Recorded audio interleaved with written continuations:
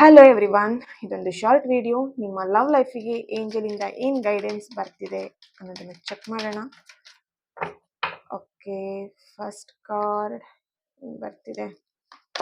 S, no ಅಂತ ಹೇಳಿ answer ಬರ್ತಿದೆ. ಓಕೆ, ಎಸ್, ಚೆಕ್ ಮಾಡೋಣ.